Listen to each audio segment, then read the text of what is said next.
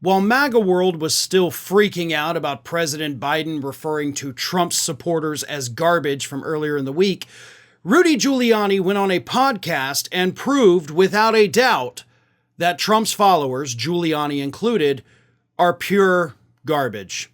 And he did it with a disgustingly racist comment about migrants in the United States that came here from the country of Haiti.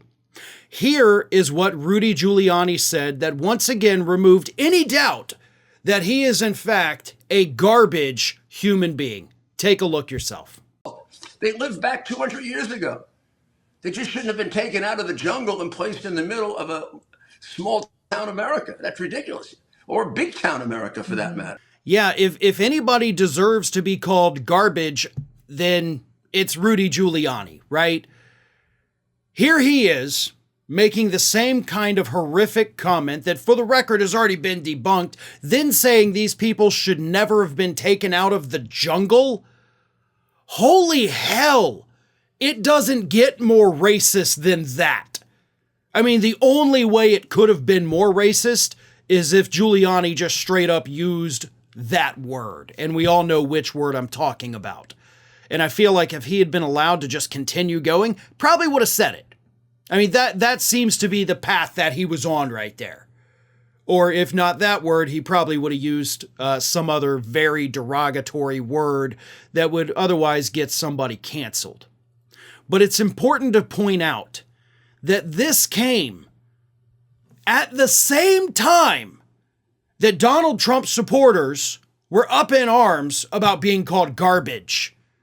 And you were called garbage because of a racist comment that grabbed the headlines earlier in the week from comedian Tony Hinchcliffe.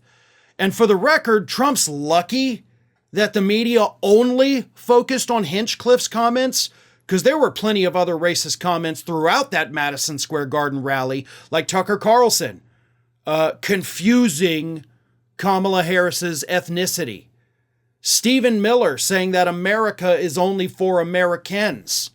I mean, it was racist from start to finish, but the media only focused on Tony Hinchcliffe's comments, which took the heat off the other racists that were present at that event. You know, I said the other day when I talked about Biden's comments, I have no problem with what he said because it's true. Until you prove us otherwise, this is what you are. This is who you are. This is what you represent. And when you have these people who are essentially campaign surrogates like Rudy Giuliani going out there repeating debunked claims against Haitian migrants, and then, of course, saying that they should never have been taken out of the jungle, how else are we supposed to address these people? Do you think these are the kinds of people that we can sit down and have a rational political discussion with? Right? Do you think this is somebody who's just misinformed and they just need somebody to come along and explain it to them? No, that's not how racism works in this country. That's not how racism works anywhere. It's not that people are, oh, sorry, I didn't know that. It comes from a place of hatred combined with ignorance. And sometimes you can fix the ignorance, but you cannot fix hatred. Hatred cannot be fixed with data. It cannot be fixed with talking points. It cannot be fixed with statistics.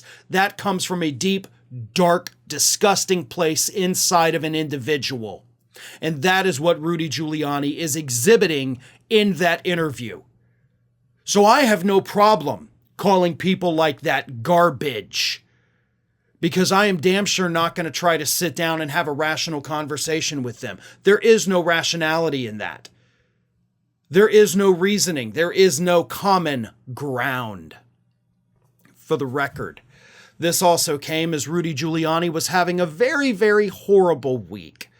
Multiple things happened to Rudy Giuliani prior to that racist comment that probably made him a little bit more angry than he should have been. One of them, of course, was in the harassment and assault lawsuit that he is facing.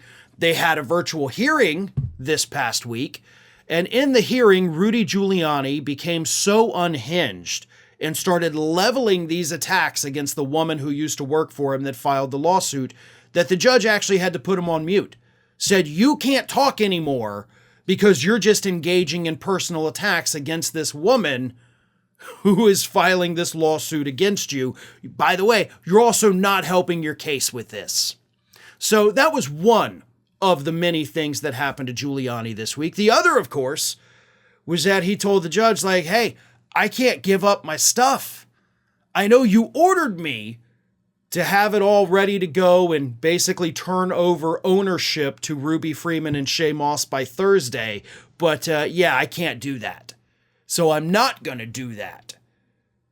And the judge wasn't having that, so moving trucks sent, I'm assuming, by the court system, had to show up out front of his New York apartment, gather up all of his former belongings, and take them now to their rightful owners. Rudy Giuliani, and I've said this so many times, but I want to say it again just to hammer the point home.